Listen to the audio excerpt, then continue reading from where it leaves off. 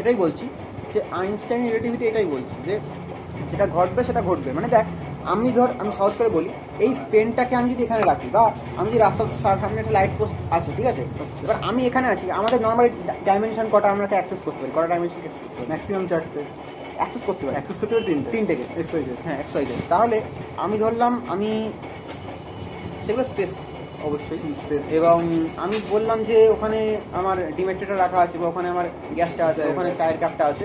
আমি যতক্ষণ এখান থেকে উঠে ওই অবধি যাবো, ততক্ষণ তো ওটা ওখানে নেই। ওটা তো এক্সিস্ট করে না।